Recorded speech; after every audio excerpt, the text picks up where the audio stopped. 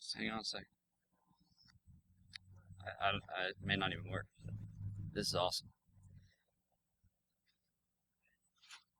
Alright, Josh. You're up. Or I'm just going to do it the old-fashioned way. It's not. It's extended the display. It's not doing what it did before. Bam. Well, make it quick.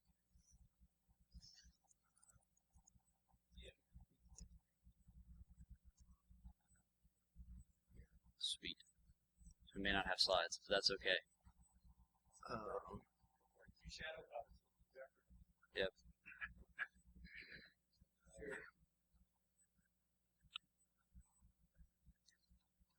And I can't even move it over there.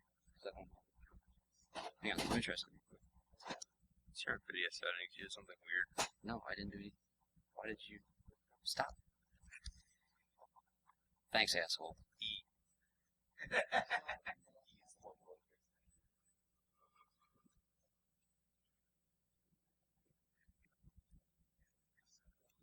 Oh, hey. But that doesn't display what I want it to display.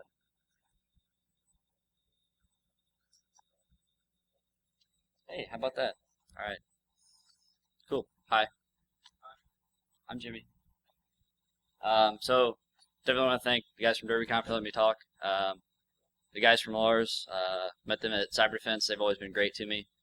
So big thanks to them and for everyone being here. So this is me. I don't have my glasses on today, so you can't call me Four Eyes. I've got contacts in, but that's okay. Do a lot of network stuff, a lot of Linux stuff, and obviously security stuff. So Strc, as I like to call it, is my master's project. It's the Security Training and Research Cloud. Whatever that means to you is okay. Does anybody hate the word cloud besides me?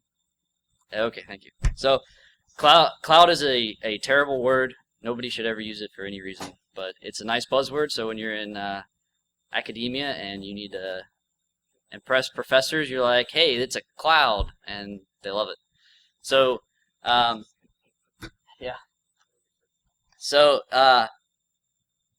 is what I did is we identified a need for this, and we went ahead and said this will be my master's project, and only cost about $1,500. It says $3,700. That's if you bought all the equipment that we use. Some of it we had laying around, but I went ahead and priced it all out. It's about $3,700. It's 6 different servers. So to give you an idea of how this happened, the cyber defense team at U of L said we need to find something better than me coming in 2 hours before the meeting, reformatting all the machines, setting them up, and doing a training session. So why don't we just do VMs? Because that seems like a good idea. And we went through and we started looking, okay, do we want to use VMware? Do we want to use Zen? Do we want to use KVM? And we need it to be dynamic. We need to be able to have multiple teams compete. The red team needs to be able to get into it remotely because we don't always have those assets available to us at the university. So we can have people remote into the system. Everyone needs to be able to access it, and it needs to run as smooth as possible, and hopefully it doesn't break. So it's actually an infrastructure as a service. Cloud is the, I guess, more technical term to use, and it at least is more descriptive than it's a cloud. We've got 4 1950s, which are actually 5, right? Yeah, 5. Those are our compute nodes. They're all running Zen server. We went ahead and went with Zen server. That was free, so everyone likes free, and it also had a nice management console to it. And we got the second, the 2950. That's the SAN. It's got 660 gig hard drives. Not really big, but that's okay. This is really meant more of a proof of concept, and is more targeted at cyber defense, but it's something that we wouldn't be opposed to scaling eventually. And the thing that I like about it is I only have one switch. No routers, no firewalls, nothing. Everything that actually runs on the network is virtual with the exception of that one switch. So that's the pictures of it, because you got to prove that you actually did it. This is the physical layout of the network. Every server has 2 connections into it. One is for management and storage access. The other one is for the actual guest access. So if you had a public IP coming in, it would go in on that second port. And then you can see the NASs and the only 2 gigabit ports in that entire switch. Awesome. So I don't know if anyone's familiar with XCP, but that's what we started with. It worked out well. It was the open source version of Zen Server. Now that 6.2 has been open sourced by Citrix, we just went ahead and did a rolling pool upgrade. FreeNAS is what we decided to use for the storage component. It's pretty simple to configure. It's got a nice little web GUI. Not a whole lot of how do I do this? It's pretty straightforward. It's using ZFS, and that gives us the equivalent of a RAID 5 without having a hardware RAID controller. So it's all like a software RAID. If you haven't seen ZFS, go check it out. It's pretty cool.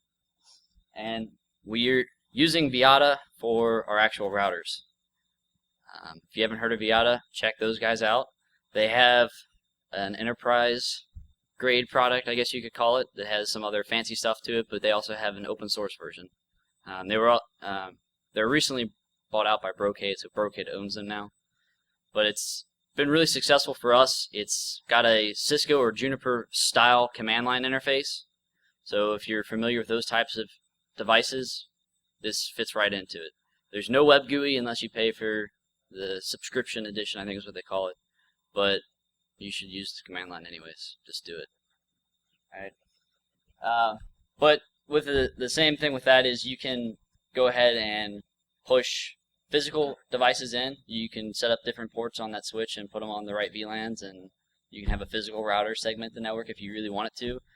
We've put PIX firewalls, ASA firewalls in there. Anything you could possibly want, you can bridge into it, or use a different software. Hey, I like pfSense. All right, well, we'll throw up a pfSense VM instead. So it's really up to you how you want to design this, and that's probably one of the best aspects of it. So because of that reason, we did not go with any of the automation software. And you become the old man that yells at a cloud all day long because it doesn't do things for you. And that's okay.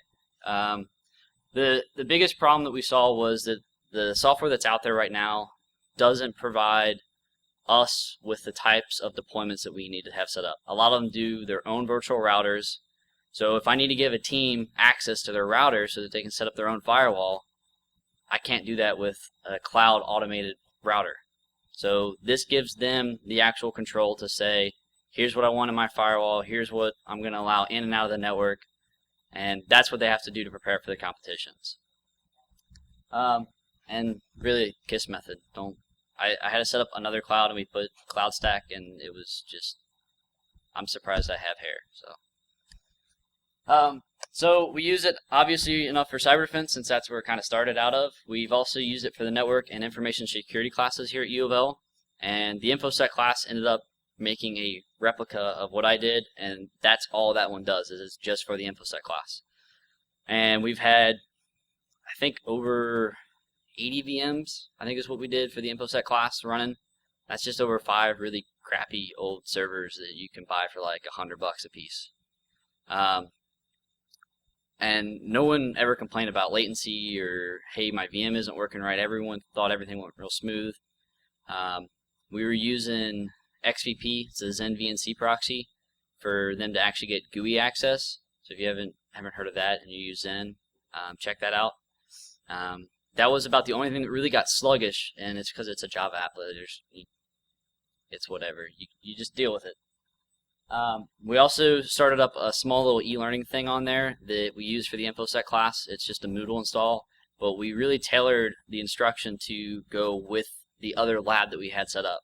So we would make videos and actually do like a pen test that they were going to do, but just on a different network than they had. So we weren't giving them the answers, but we were giving them the methods and the tools that they needed, and they had that to access 24/7 as long as the class lasted.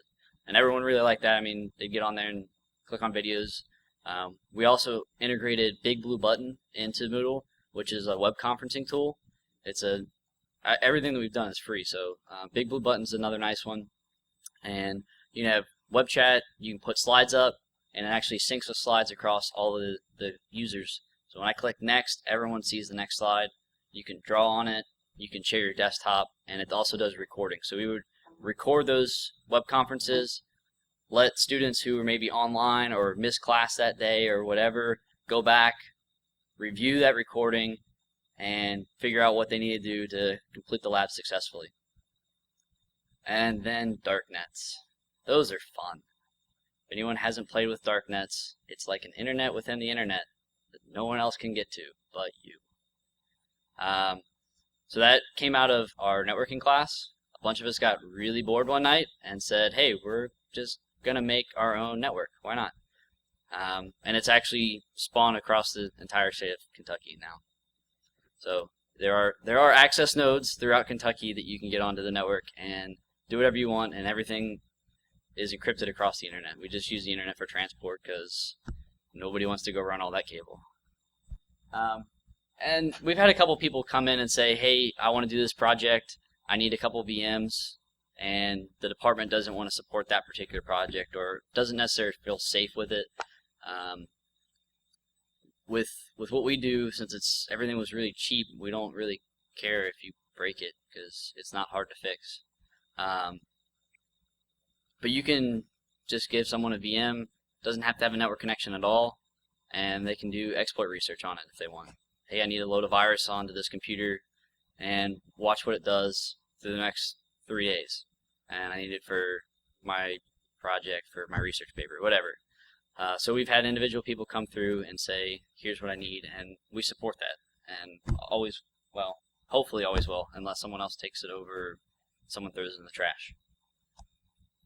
So I try to make a good thing, and of course I can't make the best things because I had a $0 budget for my project. So the servers that I got are actually mine, and I'm just letting the university hold on to them until a later time that they can replace them with their own. The switch is just a little 10100 switch. It only has 2 gig ports, so you're not going to do a whole lot of data transfer on that. But in this type of environment, you don't really need that. Hey, I just need to launch an SMB exploit, and I just want to make sure it works. All right, cool. We'll set up a couple VMs, and you can do that. Or in the case of cyber defense, we want to set up a mock cyber defense competition network, and we want a red team to attack us, and we want to actually be able to defend it and have to install updates and go through everything. All right, cool. Well, we can deploy that really fast, a lot faster than me going in and reformatting 10 systems in the lab. There's not a lot of RAM in this. There's only 16 gigs per server. That's something that definitely should be upgraded when they upgrade the servers, as well as the SAN is not that large. So you're under a terabyte. You're not going to have a lot of room for a lot of VMs that, like Windows VMs basically, is where you run into problems because they take up a lot of space. You want a bunch of Linux VMs? Awesome. We'll give you like 100 megs to work with. Go.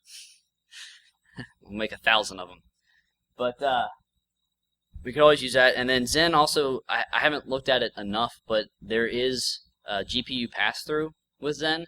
And so we want to look at doing something with CUDA and giving people the opportunity to do brute forcing on passwords and cracking on passwords using CUDA. We've got a parallel systems class that actually does a lot of CUDA stuff, and we want to try to bring some of that into this environment and kind of bridge those two classes.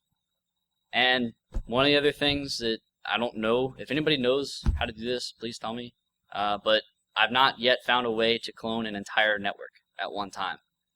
I can clone VMs, but I can't clone an entire network, which means I need to be able to create a new network, clone all the VMs, and make sure all their network interfaces on the new network, and probably change some IPs. So that's something that hopefully one of these guys, when you do your master's project, can start working on.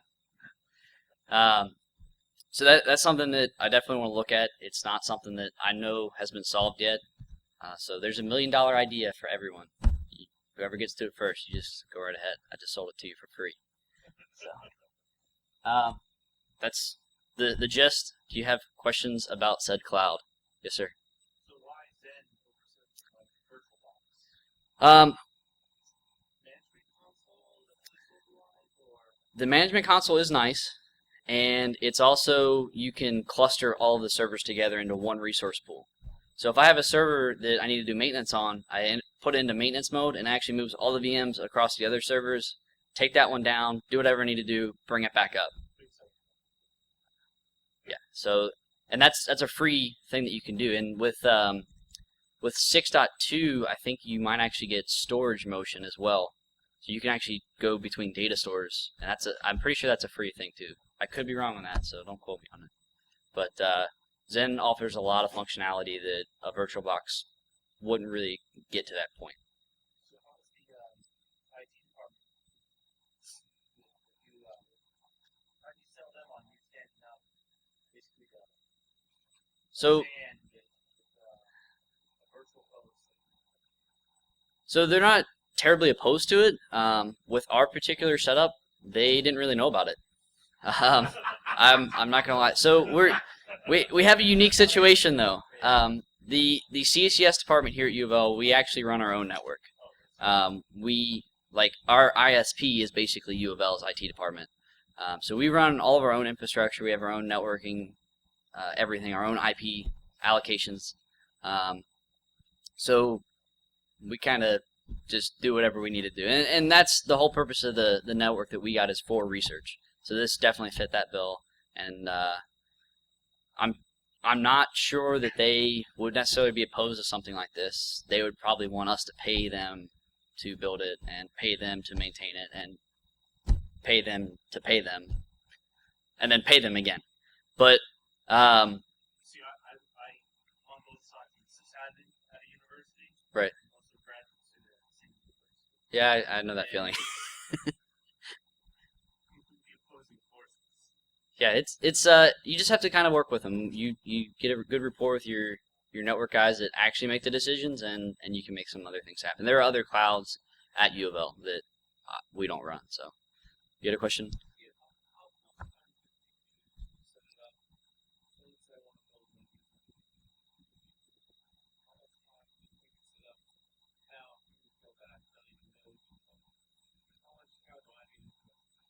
So for you, you could probably set one up in maybe a couple hours tops. I worked on this for actually a year. It's only the master's project is only a semester long class, but I started on it early, and the biggest reason was we had those questions: do we want to use Zen? Do we want to use KVM? Do we want to use VirtualBox, VMware? Because we had a VMware license too that we could have taken advantage of, but that was a lot of that time I spent doing research on what are the products that are out there, and that's where we got to Zen Cloud Platform and now Zen Server 6.2. So when we deployed the CCS Department's cloud after this one got done, to just set up the infrastructure and get something working, it took us like 5 hours, I think. So it's not terribly hard to set up. And if you're not setting up like CloudStack, it's like done. All right, install, add everything to a pool, and go have fun. That's all there is to it. Other questions? Yes.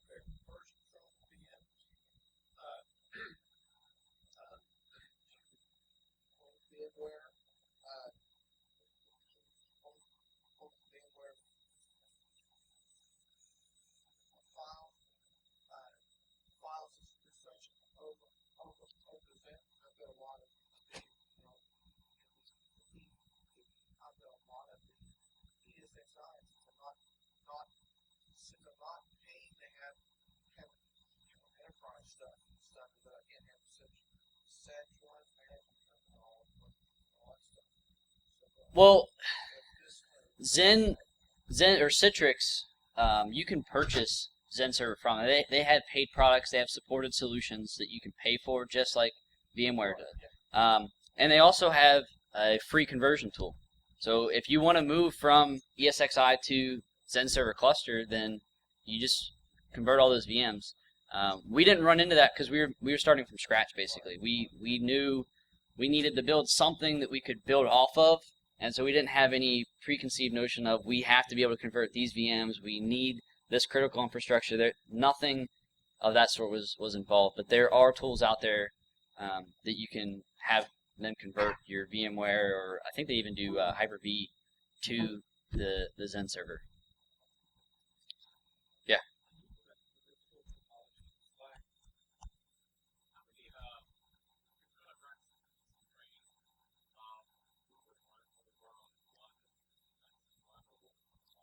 It would run across all of them. It actually, when you create a new VM, it looks at all the servers, finds out which server has enough resources to bring that VM up, and hopefully isn't overworked, and pushes it to that VM, or to that server.